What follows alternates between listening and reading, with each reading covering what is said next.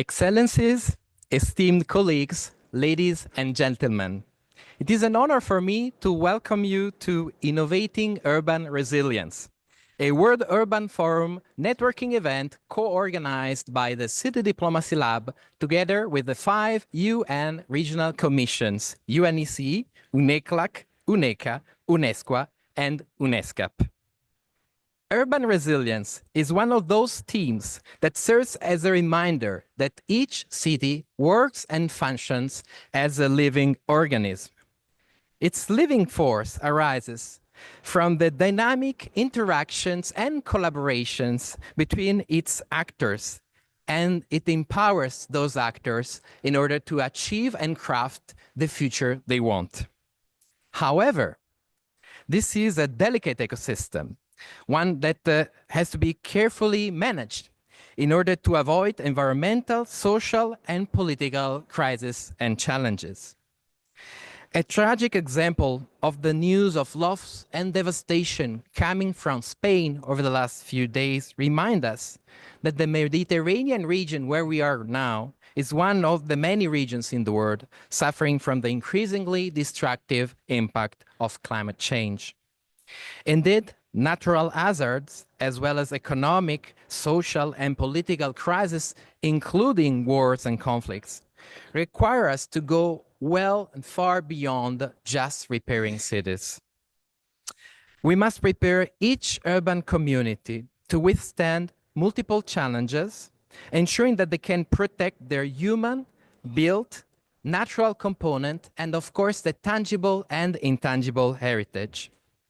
This is resilience, a quintessential human virtue, because it demonstrates the spirit of adaptation and the ingenuity which are proper to our species. With today's event, we will precisely explore the capacity of cities and their partners to turn local resilience goals into a reality.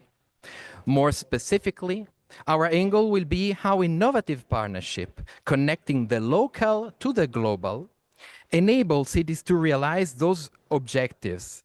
And we will focus on institutional creativity, participatory governance, financial sustainability, and new technologies to cope with and recover from all sorts of crises.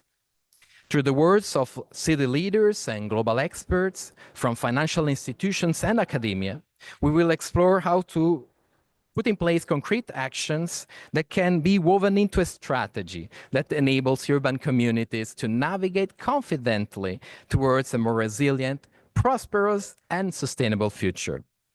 But before welcoming our distinguished guest speakers, it is my pleasure to give the floor to Ms. Fiona Littlejohn, Economic Affairs Officer at the United Nations Economic Commission for Latin America and the Caribbean, who will outline the framework in which today's event is being held, namely the United Nations Global Development Account project entitled Supporting Member States in Urban Economic Resilience. Fiona, you have the floor.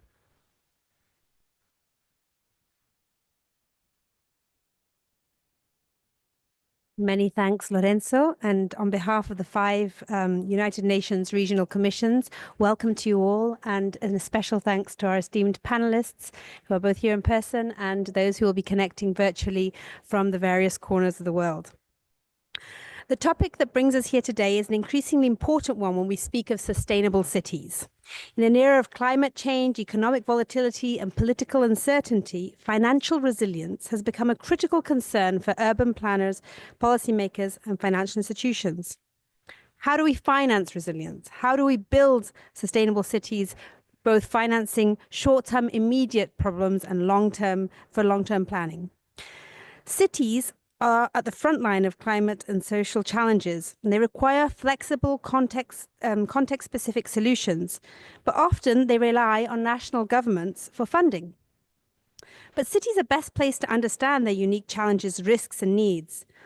And urban resilience cannot be seen as a one-size-fits-all model. Every city has its own set of vulnerabilities, whether it's flood risks, extreme heat, infrastructure deficits, or social inequality. This means that cities need the ability to prioritize, design, and implement tailored solutions based on their specific contexts. So it's in this context that the United Nations Economic Commissions have partnered with UN Habitat to implement a project to support local authorities, cities, in developing and strengthening capacities to be able to fund urban resilience, which today goes hand in hand with climate resilience.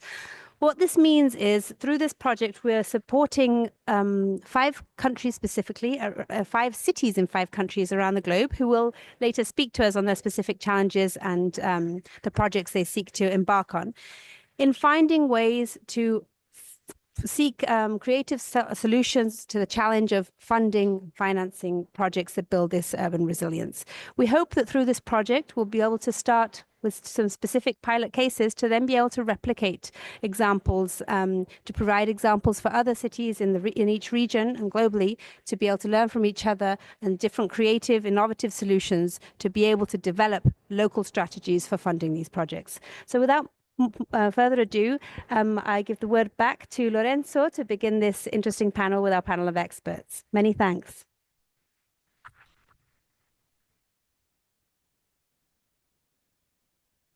Thank you very much, Fiona. And it's really a pleasure and an honor for me to introduce you to our first panel, the panel of experts, composed of distinguished representatives from academia and financial institutions. On my right, Mr. Emre Oguzoncul, Principal, Climate Strategy and Delivery, European Bank for Reconstruction and Development. We have Mr. Takeuchi, Senior Specialist of Urban Development and Disaster Risk Management at the World Bank. Professor Cynthia Gotia, Professor of Urban Economics at the University Torquato di Tella in Argentina.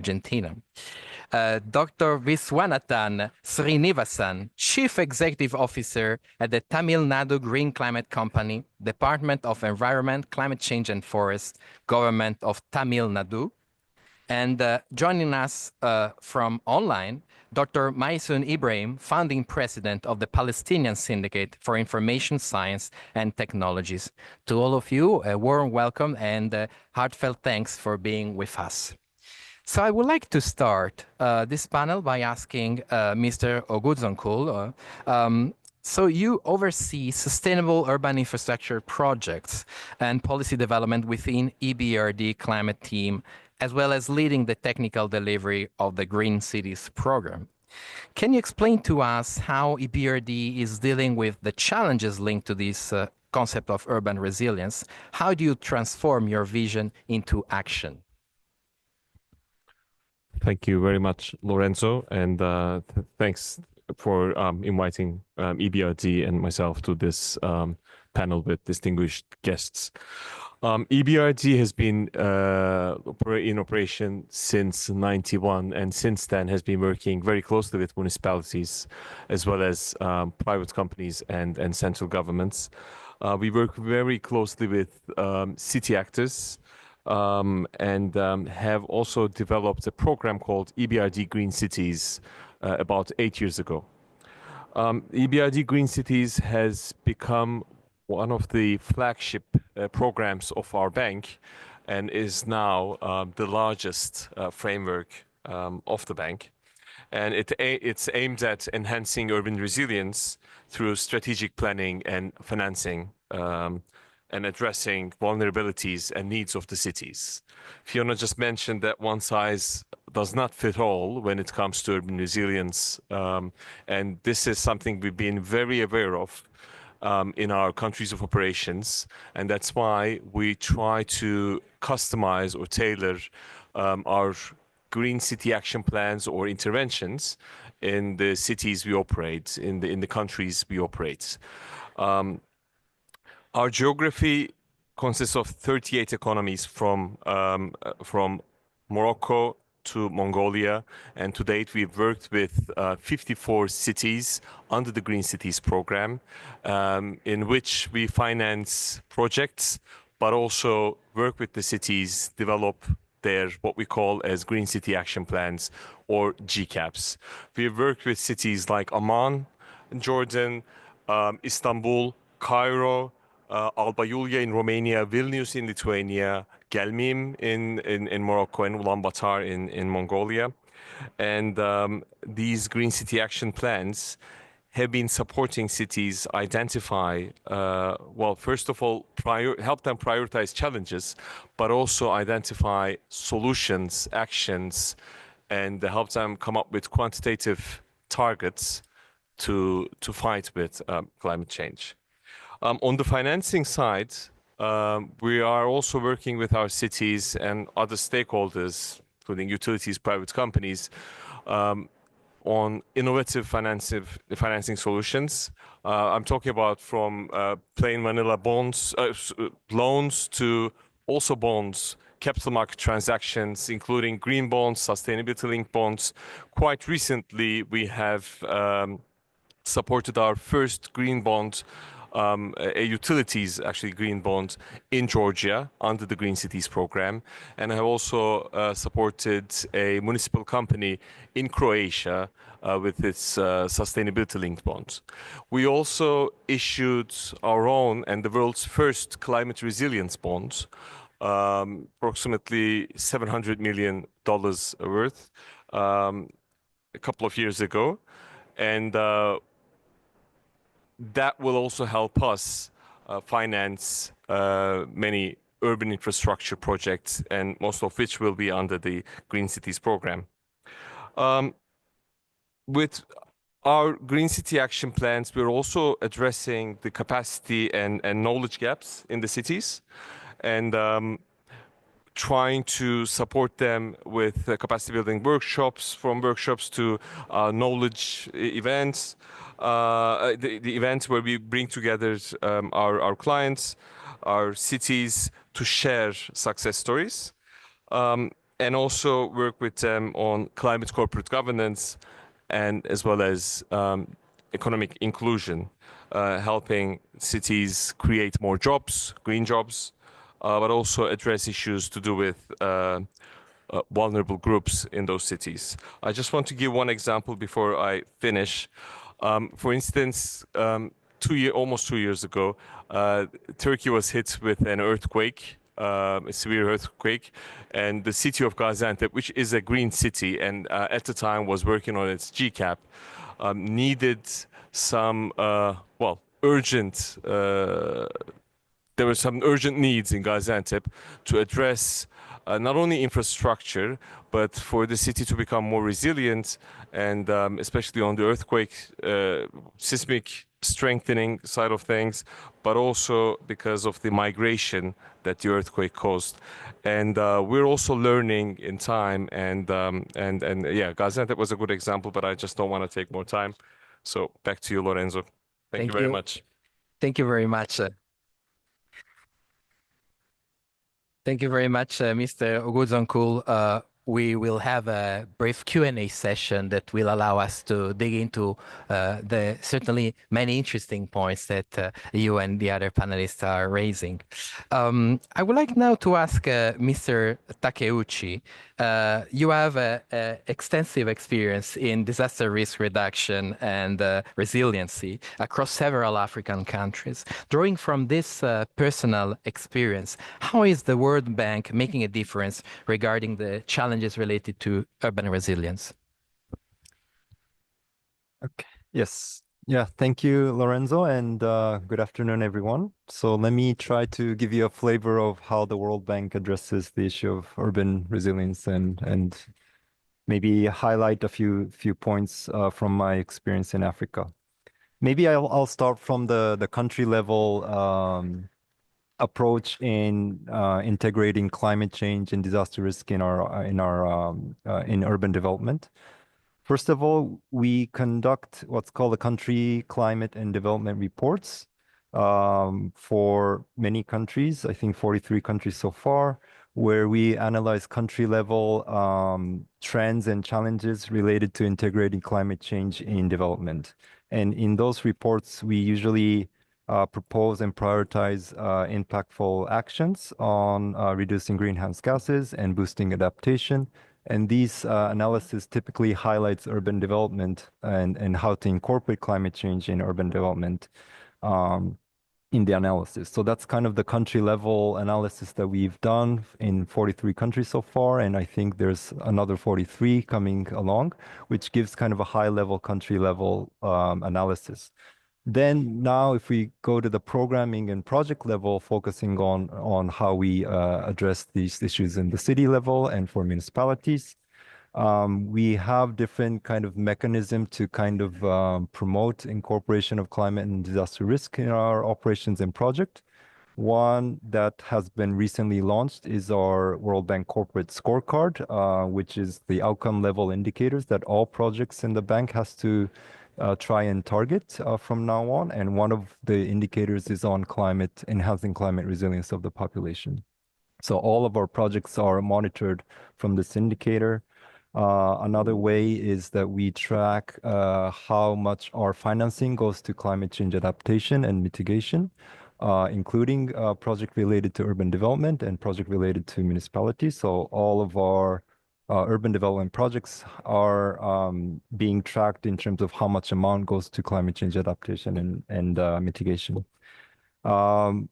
Again, from the previous year, all of bank financing has to be aligned with the Paris Agreement. So we have a very strict guideline that the teams preparing projects have to follow to be in line with the Paris Agreement, both on the mitigation and adaptation side.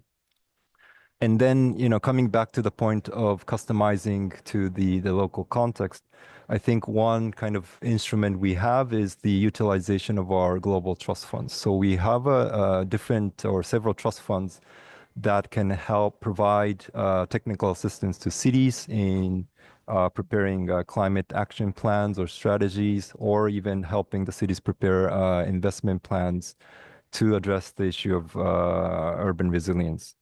And the cities can approach these trust funds or the bank teams in different countries to provide technical assistance, specifically focusing on urban resilience.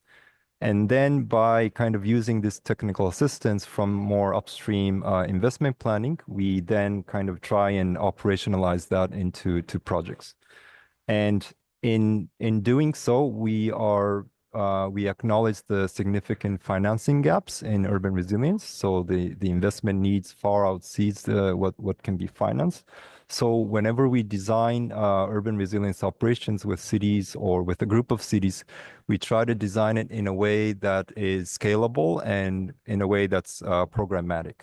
So that, whenever we have an operation, different co-financiers can also finance and scale up the operations. So that's kind of how we try to address the issue of the investment needs in the urban resilience. Maybe one final point about the context of Africa, where I worked for several years, is that you really need to kind of take into consideration the rapid urbanization. And what that means is that the exposure landscape is going to change significantly in the coming decades. Where people live, where the demand for urban services will be located, and then the risk on those assets and infrastructure is going to change in the coming decades. So the investment plan in terms of infrastructure, which will stay there for several decades from now on, really has to be planned in a way that, you consider the movement of the population. And that's something I think a lot of cities will need to consider from the African context. So in a nutshell, this is kind of what I can say about how the bank addresses this issue, especially the financing gap. We try to crowd in other financiers, and while considering the local context with using our technical assistance. So I'll stop there. Thank you so much.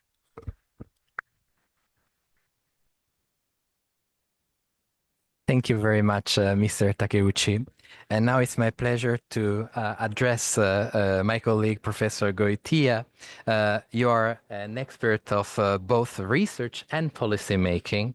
So this is why I'm particularly interested in asking you your insight point of view on how academia can be a partner and enhance urban resilience strategies.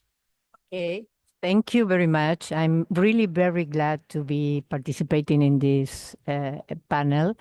Well, let me tell you that my opinion or my vision from academia or from the work that we have been doing, that cities in the developing world need much more to do than access to capital markets in order to invest in resilience activities. We face huge challenges. Among those challenges, he mentioned new urbanization in many countries, growing population. In fact, I was reading some figures, and 60% of the urbanized area that we will have in 2030 has not been constructed yet. So we need to act now. The things that we do today will be endogenous to what will happen in the future. So in this sense, I want to make two main points. The first one is risk data and planning enhanced by the use of risk data. We need to improve planning and land use regulation in all our cities, and most important in those that are growing so fast. This is the first point. The second point is that cities also need to be sustainable in the fiscal aspect. They need to maintain municipal fiscal health. And what we understand now is that all these interventions or infrastructure interventions can generate value in the city. So cities are able to reap some part of this valorization that these investments are going to create by using any type of land-based finance instruments, or inclusive, or also improving tax collection. So I think that besides working on the area of accessing capital markets and all the bonds and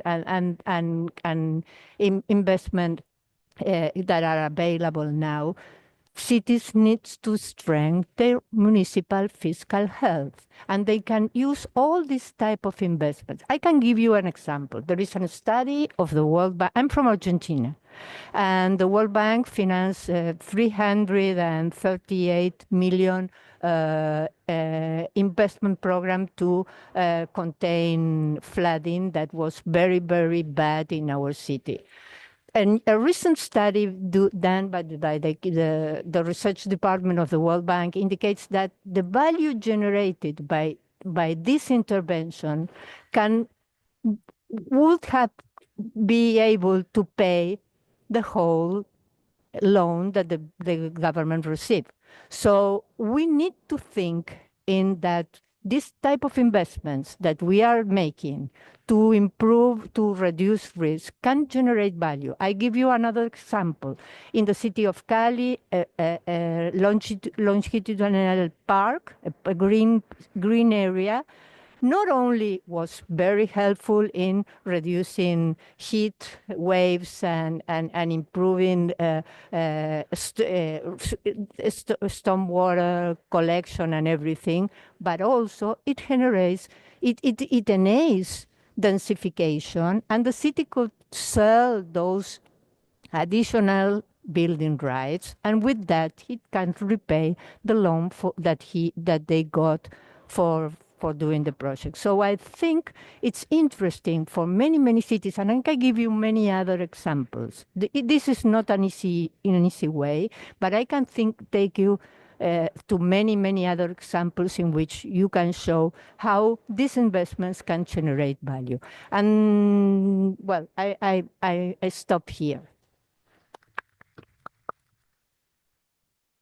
Thank you very much, Professor Goitia. We have very short speaking time because we have the pleasure of having a vast panel. But once again, you will have opportunity to expand any of the topics previously presented with the Q&A.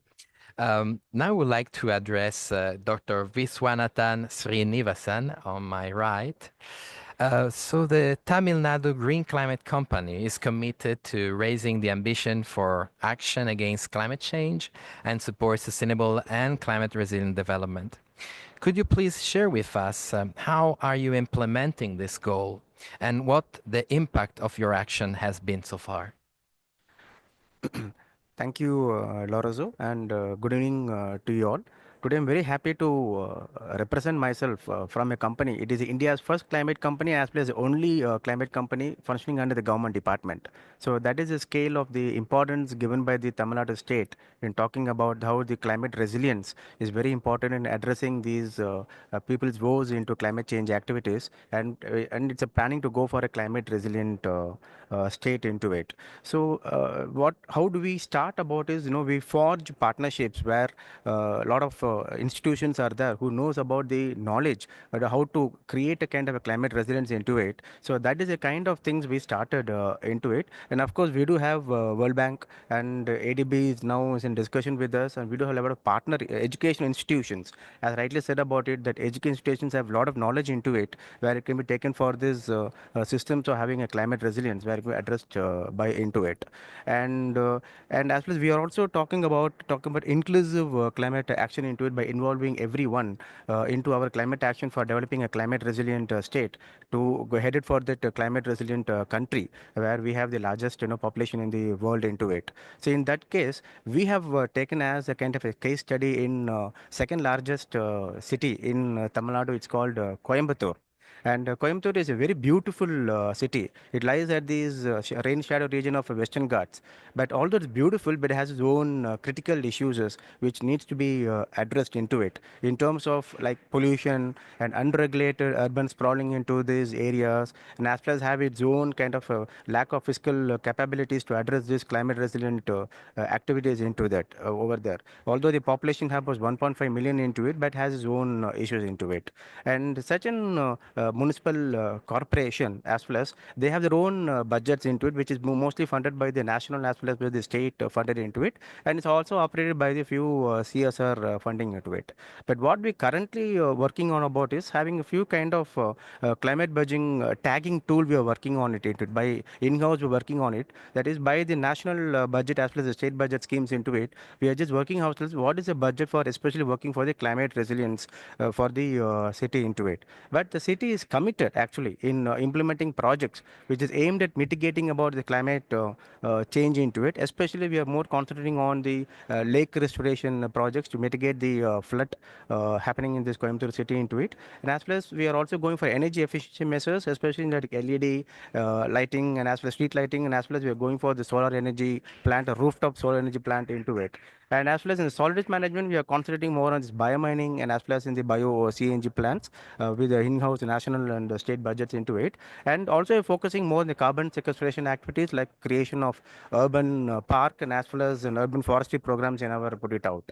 And that is how we are very happy to have a collaboration with the UNESCAP, who has come forward in kind of an advising and creating a framework, especially in kind of creating an expertise and talking about the best practice into it, and as well as creating a framework, especially in that how a kind of a climate budgeting and as well as how to create a kind of a system where we can kind of find a kind of finance from various institutions into it. So based on the interaction with UNESCAP, initially we had a lot of workshops which strengthened the capacity of these local as well as the government officials into it. And as well as we had a discussion on how to create a projects, especially to attract the various kind of institutions into it to have a kind of a climate resilience projects. And that is how we have just started with the UNESCAP into it. And there's a long way to go, but at least we have started, and we'll definitely see to that kind of a project being developed with the help of UNESCAP. Thank you.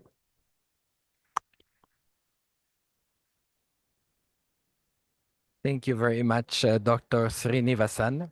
And now joining us from Ramallah online, Dr. Maysoon Ibrahim. If you can please connect Dr. Ibrahim to the screens. Dr. Ibrahim, you have worked on different development areas related to smart, sustainable cities, including as a consultant to UNESCWA.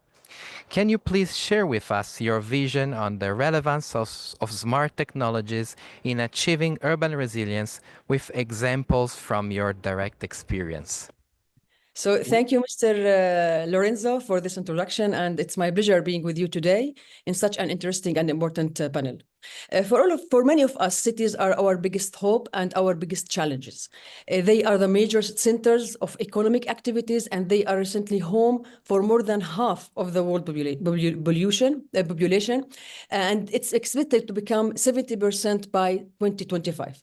This makes both concepts, resilience and sustainability, big issues to think about, especially with all these growing humanity's big challenges related to pollution, overcrowd, climate change, and so many others. So if we take a look into the concept of smart sustainable cities, we found these cities have great promises to solve many existing urban challenges and to help in maintaining urban resilience and sustainability.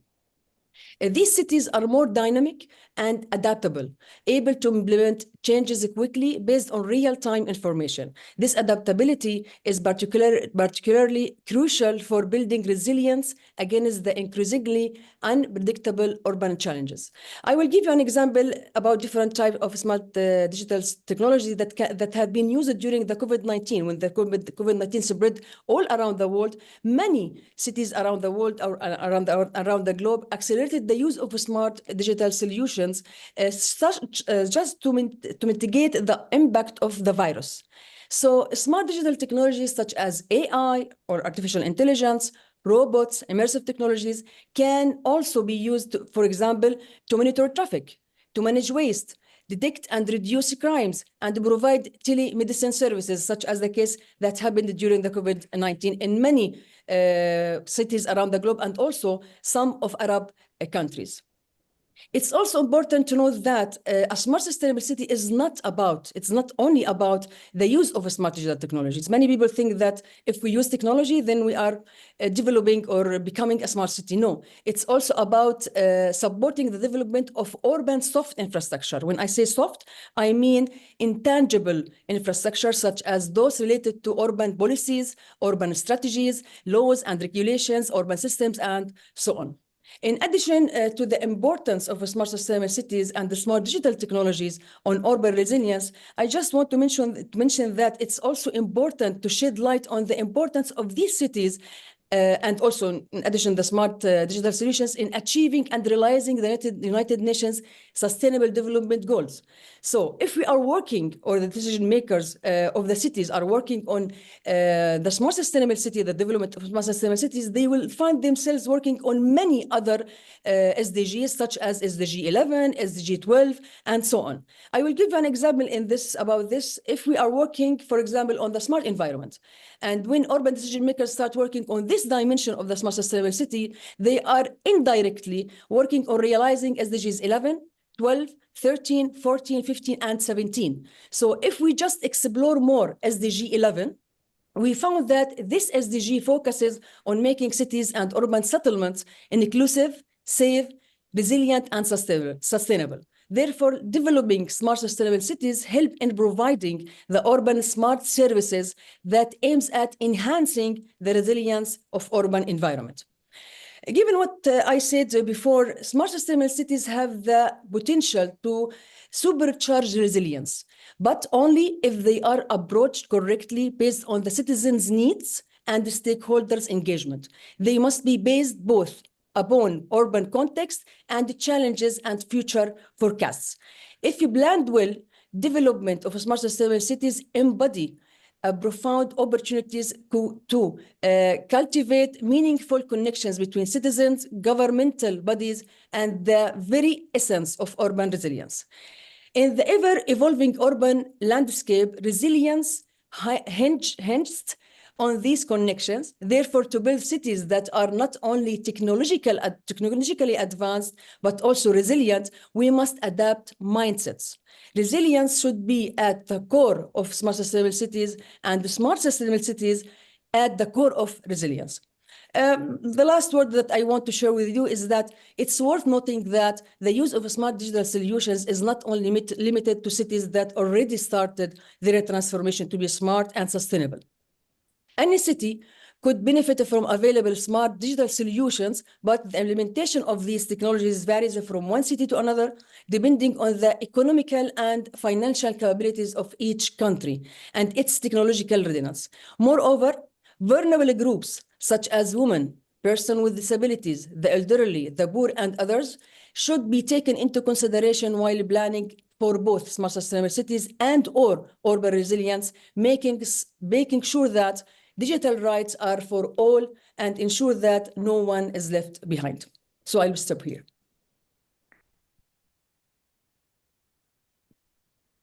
Thank you very much, Dr. Ibrahim. It's quite difficult to sum up all the exciting, energetic ideas that we have received from this panel, but allow me to say that I really kept with me the concept of engagement, and we can see that so important to diversify solutions, to adapt to different challenges, the role of analysis to understand the crisis, including the new one, and finally, a shared commitment for shared goals, a commitment which is open to innovation. Thank you so much. I would like to invite you all to upload with me the panelists of our first expert group. Thank you so much. And in fact, I will invite you to gain a seat and invite the representatives of cities to join me on stage. I would like to invite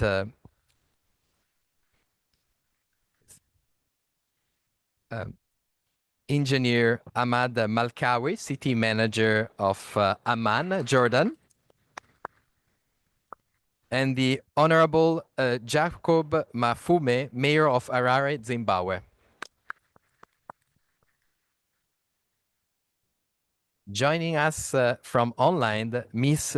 Lucila Garcia, Director of the Agency for Cooperation, Investment and Foreign Trade, ACICE, of the city of Santa Fe in Argentina, and Ms. Sonia Dragovic, researcher in urbanism and public policy at CANA, Co-Acone Architect, Podgorica, Montenegro. To all of you, a warm welcome. It's really a pleasure to have you with us. I would like to start with Mr. Malkawi. So you have been leading Amman's transformation into a smart city by integrating innovative technologies and green infrastructure solutions and partnering with international organizations, including our event partner, UNESCWA. Could you please tell us more about your city's vision for urban resilience, focusing on its goals and ambitions? Good evening. It's really my pleasure to be with you here in this session to talk about my city, Amman. You know, a city like Amman suffers of many issues like other cities in the globe. If you are talking about the resilience issues, if you are talking about the infrastructure, if you are talking about the climate change, if you are talking about the floods and the droughts and the heat waves that the city suffers of, and also the increase in population in general. This is what drives the responsible guys in the city to think in a deep way and to take their way. How could we manage a city in a region that is suffering of the neighborhood is very crowded all over the neighborhoods of the country of Jordan. The refugees that came to the city from the outside of the country, the immigration from other cities to the city of Amman. That means the population of the city now is more than 4.6 million, and the resources are limited in the city. The natural resources are also limited. We are talking about water and energy. This is very important to focus on. That gives us the opportunity of going for smart solutions and think of plans like green strategies, like how could we have tools to serve us and to help us in doing our work. We start with the issue of how could we get the data that we need, and how can we could collect and collaborate with every other side of the people who work on the country, and also our friends and our colleagues from the UN institutes and from the partners outside the country. We start to initiate the observatory, urban observatory for the city that collects all the data that needed from anyone that can provide us with these informations that can help us to have the solution of our own problems. And also we look, what do our people want? The people of the city, what they want from the city, guys, what do they want to live in a good manner, sustainability, the quality of life for them, what is needed. You know that the actions that happens, maybe if we say that flash floods happens, which means that the resiliency is fragile. But we work with the UN Habitat for solving the problem of having flash floods in the city. We recognize 120 places in the city that we can take actions through these places, and they help us to start our first project in Azur district, and we have the solve that problem with the help of the Japanese government. If we are talking about the increase of population and we are talking about urban issues, we are now working smartly with updating and renewing our law of zoning and urbanizing. That is very important for us because we are searching now and we are going to have a neighborhood plan and a district plan and a city plan, which means that we will feel that people who are in the neighborhoods will share and will be with us in the decisions of how could we urbanize their neighborhoods and their districts. This is also one of the tools that will help us in aligning this. And you ought to know that we put our strategical plan in the year 21-26, aligning with the SDGs, with the national goals, with the modern economical vision for the country. And you know that we have also worked hardly with the local government to launch our VLR with the PNR together in 2022 in New York. And it was the first Arab country that have a city having their voluntary report launched together with the governmental report. That means that we are doing our best to do whatever is needed for our city together with the government, the central government helping us in reaching our goals. But you know, as you say, the financial issues also is one of the most important problems for cities, not only for Amman. Because of that, we have our support from the UN Habitat, from the UN agencies in general.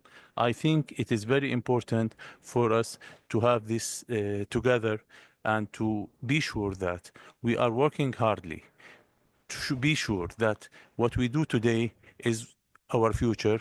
It is our role to know we are going to have a sustainable city, livable, and having good future for our citizens. Thank you. Thank you very much, Engineer Malkawi. And it's now my pleasure and honor to address the Honorable Jacob Mafume, Mayor of Harare. So Mayor Councillor Mafume, what are Harare's urban resilience ambitions and goals, and how do you plan to achieve them? Thank you very much. It's my pleasure to be presenting this. Resilience in the city of Harare.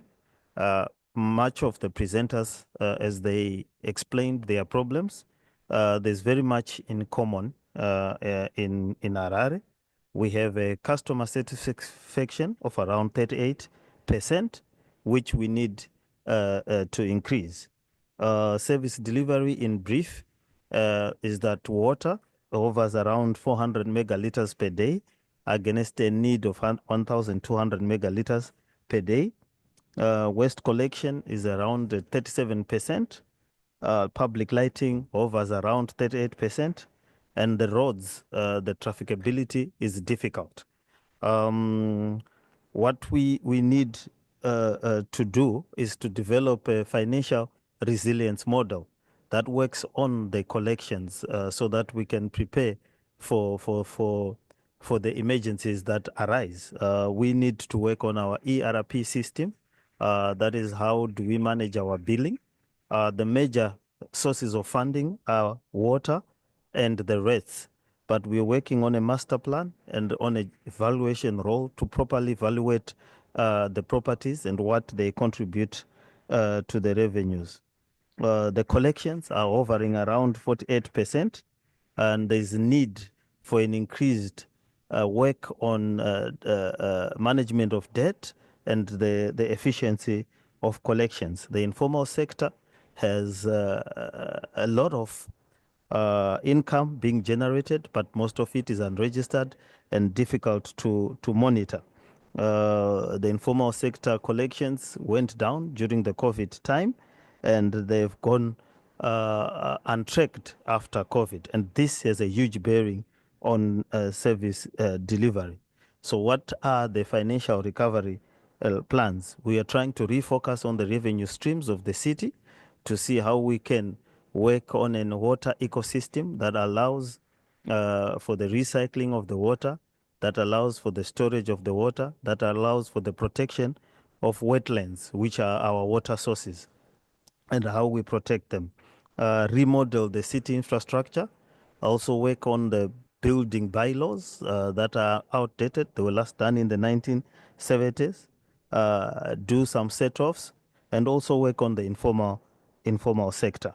We're also working on a health service resilience, trying to create community health insurance schemes because people are moving great distances to get medical treatment, 15 kilometers, wherein the ideal should be around 5 kilometers. So the interventions have been to try and create a community health insurance.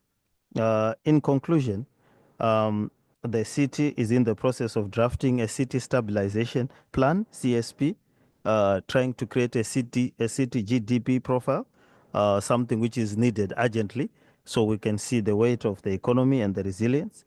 We also need to deal with a disaster preparedness plan due to climate change, floods, water shortages, have created a ripple effect in terms of the water for the hydroelectric projects, that is the electricity, create an alternative energy plan, how to use solar, and also a green city that uses trees for two purposes. One, they are trees for beauty, and two, they are trees that add and complement urban poverty in terms of avocado pears, mangoes, to ensure that the urban poor are able to survive on or supplement their nutrition needs through greening projects.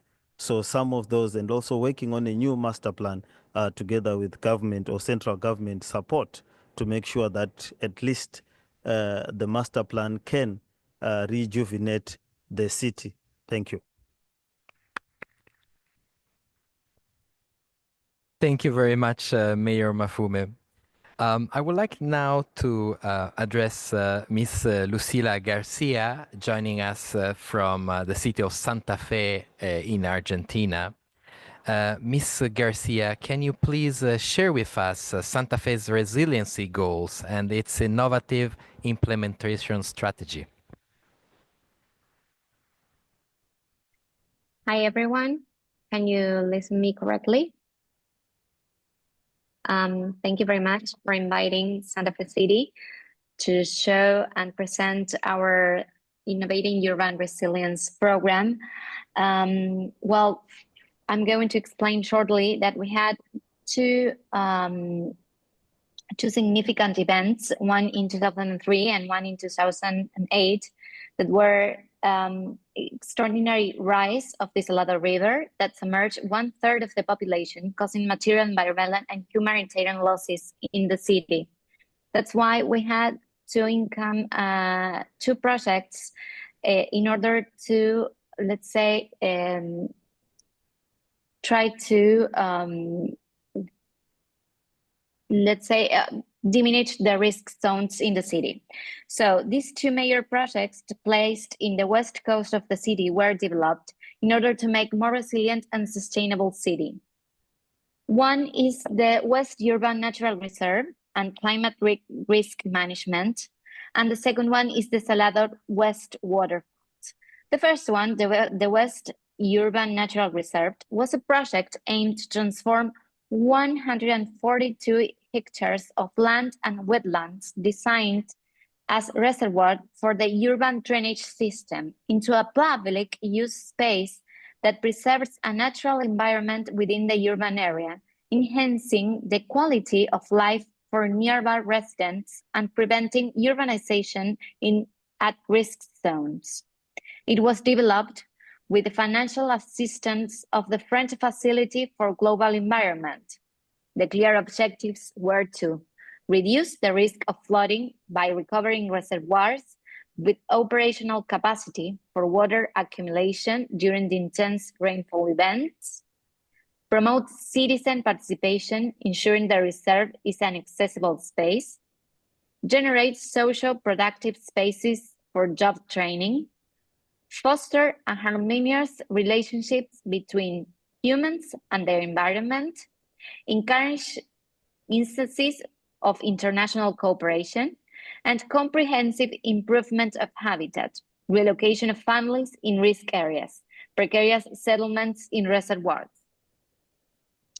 The second one is the Salado West Waterfront. It is an urban edge project for social-urban integration. The scale of the project and the multi-dimensional nature of its issues involve not only interventions in reservoirs, but also complex social territorial work. Intervening in an urban edge to create a new city front towards the reservoirs, necessitating comprehensive planning in the different neighborhoods bordering them. These neighborhoods often comprise informal and disordered grounds, populated by vulnerable and impoverished individuals who have found places to build their homes in highly risky sites, particularly in these sectors, those settled within the reservoirs or occupied in areas restricted by administrative assessments for power lines. Some of the actions that are planned are delimitation and deepening of reservoirs, construction of urban edge streets. Progress has been made in raising and defining over 1,000 linear meters of boundaries, establishing a limit between urbanizable space and reservoirs, extending service networks in the progress. Second one is along the western edge, efforts have been made to generate lots and build housing for resettlement of the families. A total of 280 families have been relocated, half of whom lived in the specific sector of the reserve and are now in stable housing with access to formal services and secure tenure.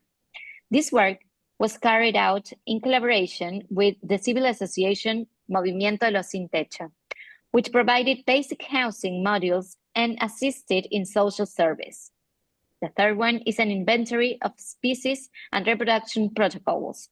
Inventories of flora were conducted, collecting and classifying around 80 species. Studies on flora and reproduction protocols for native species are being used in the afforestation, landscaping, and reforestation of urban spaces. More than 120 bird species inhabiting the reserve area have been identified through a survey conducted by Aves Argentina, the Faculty of Veterinary Science, and the Capybara Group. Identification of informal workers and incorporation into the formal system. A site nursery was constructed with visitor services in the reserve. And the last one, water and sediment quality monitoring, identification of bioindicators. Once the districts and risk zones were delineated, the municipal risk management system was implemented to improve the city's hydric capacity through territorial physical actions like strengthening 64 kilometers of defenses, urban construction and habitability regulations, limits and private and public constructions, and sidewalks on surfaces designed for soil impermeabilization, mandatory inclusion of rainwater retarders, etc., community awareness, development of a contingency plan, an early warning system, and the recognition of settlements in risk areas by mapping and serving comprehensive habitat projects that may require the resettlement of families in safe areas and predictable control and growth projection for the city. Thank you very much for receiving us and receiving our project of the Santa Fe City.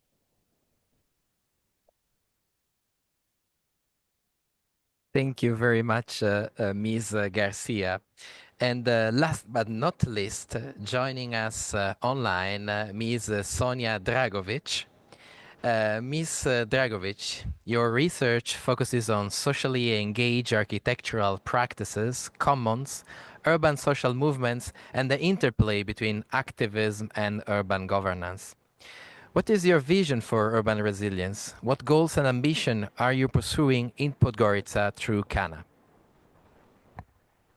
Thank you so much, Lorenzo. It's a pleasure to be here today and also to share some of the insights based on the experience that I had primarily through working at CANA, Coacone Architect, which translates to Who If Not an Architect, in Podgorica for the last several years, where much of what we have done was based on what people and different communities of Podgorica were struggling with in terms of their own urban environment and trying to understand how this environment is formed and transformed and how can we get to live within it better together.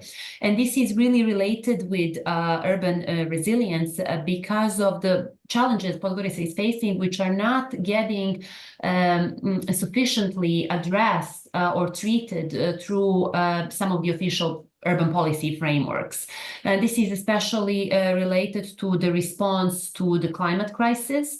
And as you said at the beginning, Mediterranean basin and this entire area is quite vulnerable to what is happening with the climate right now. And we see new proofs for this and new instances of this every season. And Podgorica is somehow in epicenter of that as well, especially because of the high temperatures, of the ways in which this still needs to be seriously treated by the policy. And while we see this lack on one side, on the other side, we see local groups, community organizations, associations really trying to step up. And some of the examples of this have been a development of what we could call urban commons in Podgorica, where people come together and try to figure out how to improve their environments, how to decide how to manage them better, and how even to inspire and propose policy that could respond to some of these challenges. And some of this has been related to greenery, for example, and not only urban greenery within the, let's say, like city center, but also just wider ways in which greenery should envelop Podgorica in a more substantial way, which should help us in the future and in responding to climate crisis. Another example is sustainable urban mobility, where we also had groups that have throughout the years work together to show with their example, how urban mobility could be organized in Podgorica differently, and to propose specific policies, which even resulted in Podgorica adopting a sustainable urban mobility plan, which has been on paper for several years now, but which really has not been sufficiently followed through.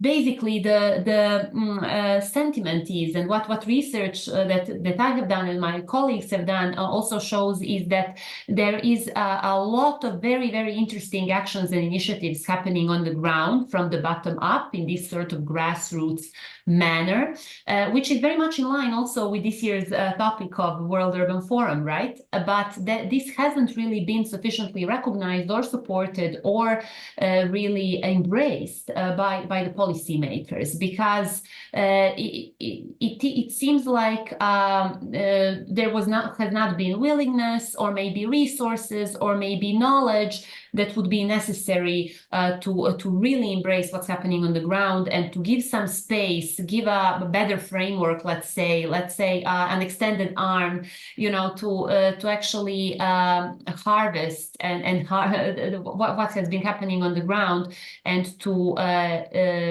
include it into considerations for urban futures and the future of urban resilience.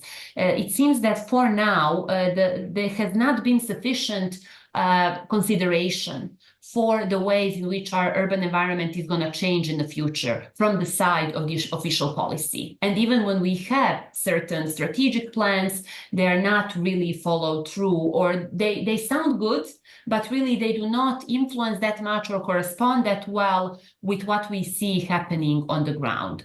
But if we really start taking seriously the multiple crises that we're currently living through and have been living through for several decades now in case of Podgorica, and really want to address the problems, many of them really result in social inequalities as well, in economic inequalities, in not enough services, not enough functions, not enough for people within these communities to live well. If we really want to address that substantially, then it is necessary to start making plans and following through and getting active together with the citizens, considering what they're doing seriously, and seeing how what is already happening on the ground can be included into how the city is to be developing in the future, and how it is going to respond to all of these challenges in the future.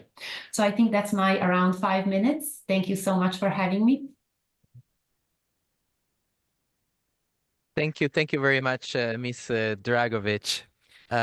I would like now to ask for the support of our panel of experts once again, and task them with the very difficult goal of presenting in just 1 minute a keyword that is inspired by this city's ambitions that we just listened to, and how to transform this ambition into reality. So I will maybe start with Mr. Oguzoncul, if you would like to join us on the podium.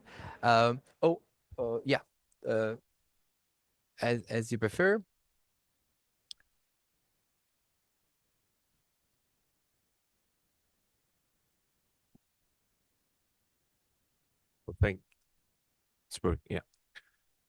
Thank you very much to all the cities. One thing that I picked up is, I think, stakeholder engagement, because especially in Amman and Podgorica, this came out very strongly. It's the residents, the stakeholders that we really need to listen to, at least as a development institution, as a multilateral development bank. We are trying to engage with all the stakeholders that we can reach out to. But I think these messages just underline the importance of stakeholder engagement, listen to the people of the cities, to better serve the cities, and also to help cities become more resilient. So that would be my main takeaway from all these messages.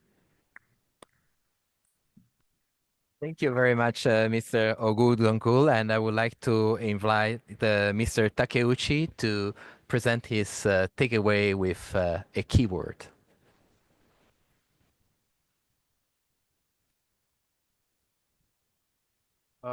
Yes, thank you. So I think the takeaway for me, and also kind of my passion, is to be proactive. I think that's what I heard from many of the speakers.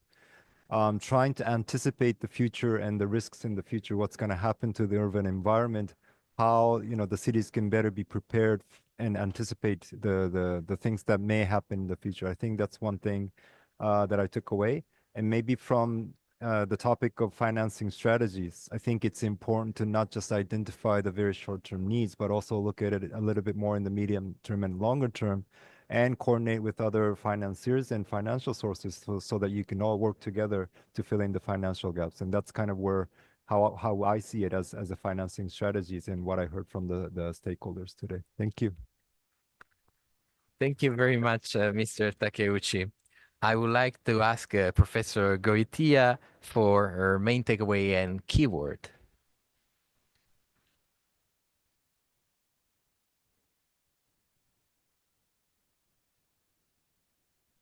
Thank you. I have a very long keyword. It's risk-integrated urban planning and finance. And I will take some stages from that, because from the Amman city, they talk about data. They talk about planning and land use regulation as a sequence of issues, of process that we have to accomplish. They talk about connecting planning with capital investments.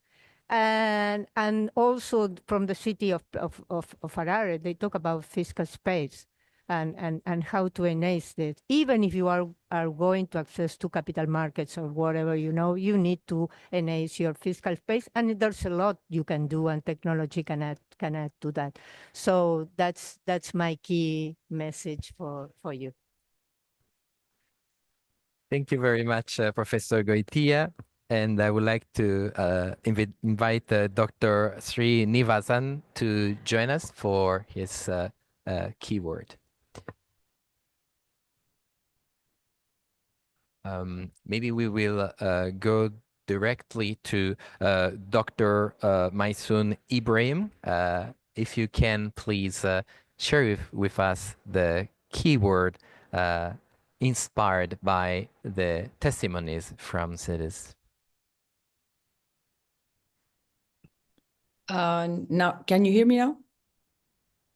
Okay. So in relation to my keyword, I will make it simple. It's try to be smart, try to achieve smart urban resilience.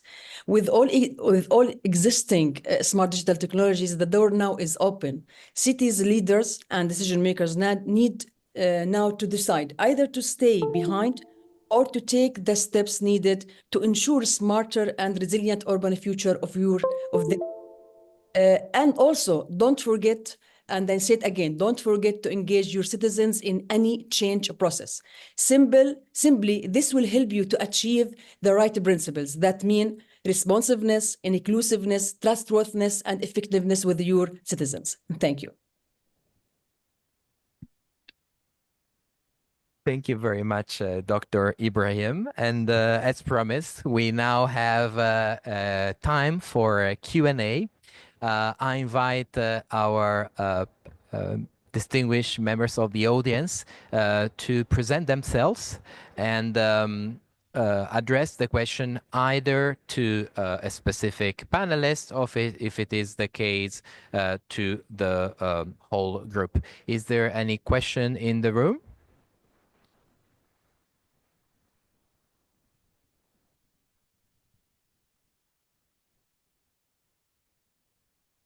Can I ask if there is any question coming from online? Oh, yes. Please, sir, you can address your question directly from the lectern. Oh, yes. Oh, you can go there. Perfect. Thank you. Is that okay? Yes. No, thank you so much for this. My name is Seki Hirano. I'm the Global Shelter Cluster Coordinator on behalf of UNHCR. And my role is to really coordinate emergency responses throughout 42 countries, etc.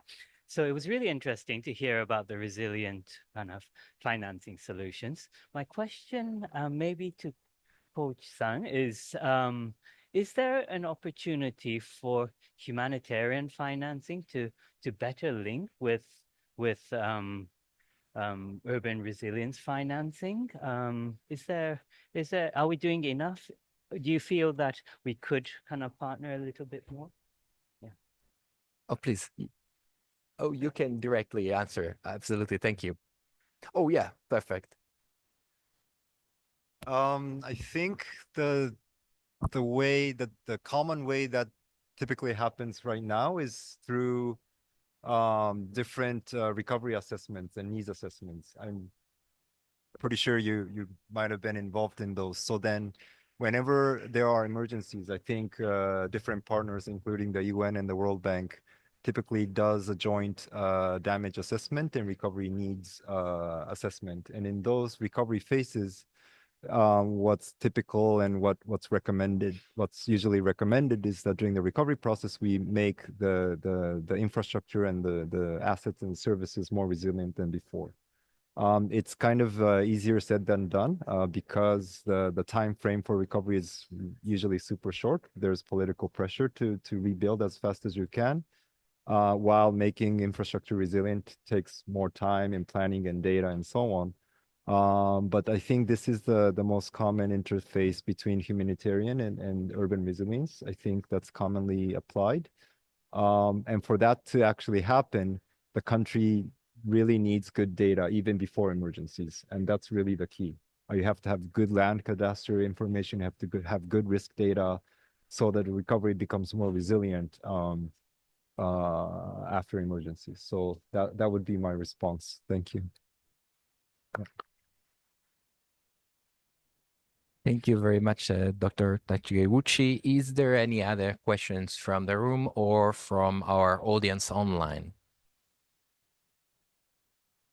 Well, then allow me to ask directly a question to our two city representatives with me at the table. So you have both mentioned the importance of knowledge and understanding to enhance the capacity of cities. Quite curious in learning more about how you are cooperating with the sector of academia and research. Maybe we can start with Mr. Mafume. Thank you very much for that question. We have linked up with a number of universities and set up a school of excellence for the city, where we enhance the skills and try to get research topics. But we have signed memorandum of understanding with the research universities and their departments on water, on energy, on planning, so that at least they can come up with innovative ways and improve our systems and do measure the indexes such as customer satisfaction, water delivery, and so forth. So we believe that by creating those synergies, we can anticipate and plan and also reduce our impact on the environment. Thank you very much, Mr. Mafume. Mr. Malkawi. First of all, I would like to say something very important about the city of Amman, that me as a city manager, I'm with the city for more than 30 years. That means that we need to collaborate with new generation, with a new way of thinking. That leads us, me and the mayor, to take the decision. And we have many signed with universities in Jordan, and we collaborate with cities that we have also out of Jordan, like Barcelona, like Berlin, like Chicago. We sign memos to help us in train and to take care about our new employees that working in the city and to upgrade their skills, to help and to make them think in the new way of thinking, to get use the new smart solutions, and also to carry out the problem-solving methodologies that will help the city to survive and to go ahead with its goals. Thank you. Thank you very much. Well, I take this opportunity to ask the same question to Ms. Garcia. If you have any specific collaboration with the research and academia sector in order to advance your ambitions in terms of resiliency. Here in Santa Fe, and specifically the Asians of cooperation, we work with all the academy sector, specifically with UNL, that it's the national college here in Santa Fe. The UNL es Universidad Nacional del Litoral, and we work specifically with the Fitch University that works with everything related with water and waterfront. And our collaborations specifically go through technical support in between that are the engineering school, and specifically they work with urban development in the municipality and with habitat.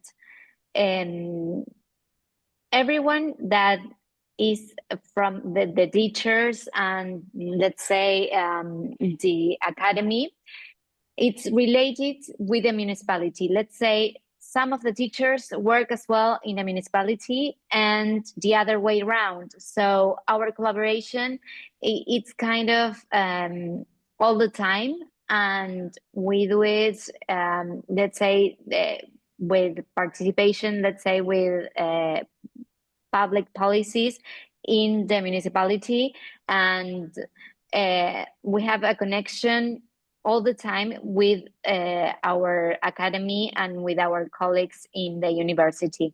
So it's kind of, let's say, it's not separated from the municipality. We work together. And it's great because we have a collaboration that anytime we can go and consult to the university. So for us, it's an asset, and we really collaborate and we use it all the time. So it's amazing. Yes. Thank you so much, Ms. Garcia. And I ask the same question to Ms. Dragovic, who's also an academic. So on the other side of the partnership, if you can, in just 1 minute, and I apologize for the time restraint, mention an example of productive collaboration between academia and city that you have directly experienced. Well, it is a bit of a difficult question, and I would like maybe to mention an example related to sustainable urban mobility, where there has been a collaboration, but at times more productive than at others, which also points to the necessity for the academic knowledge to progress with its time. And I am mentioning this as an example because right now we know that sustainable and livable cities are not the same as the cities that are designed for cars, for speedy cars, especially in the city centers.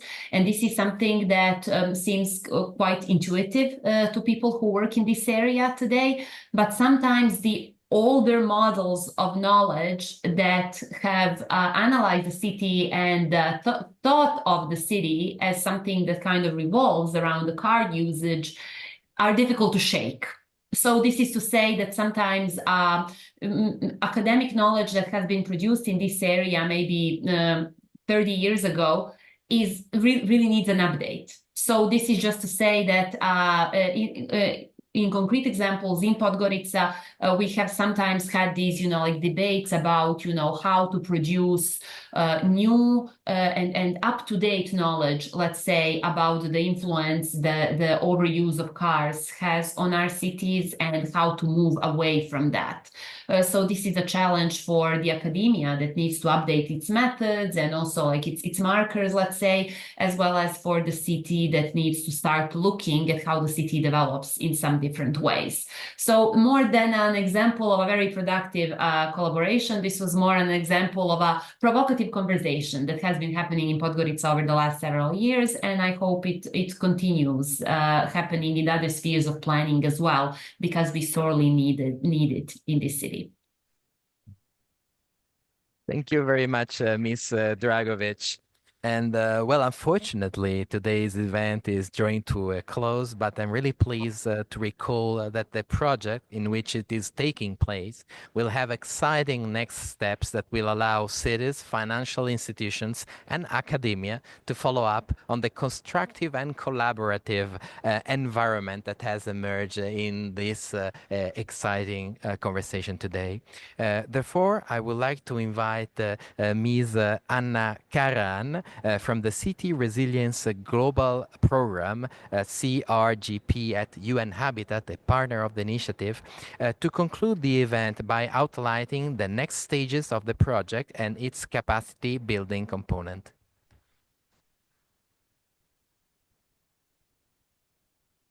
Thank you very much, Lorenzo. And on behalf of UN Habitat City Resilience Global Program, we would like to thank our expert speakers and city representatives for joining us in this session and sharing your very interesting perspectives on innovating urban resilience. This session really serves as an important and timely discussion as the UN interagency project gears up its support to the 5 cities and different regional commissions. To develop financing strategy over the next year. And this is very important because we actually want to see actions move from paper to reality. And we also want to thank all the participants today and encourage you to join us in this journey by taking our e-learning course, our free and self-paced e-learning course, where we share the knowledge from our collaboration in this UN interagency project, starting from key concepts, diagnostics, and action planning to build urban economic resilience. And after all the learnings that we have from this interagency project, and this session as well, we will integrate everything in a further development of a next module for this course. So we encourage everyone to scan the QR code on the screen and join us in this e-learning course. Once again, thank you very much. Thank you everyone for joining us and for staying until the end of the day on this World Urban Forum. And we hope you enjoy the rest of the week. Thank you.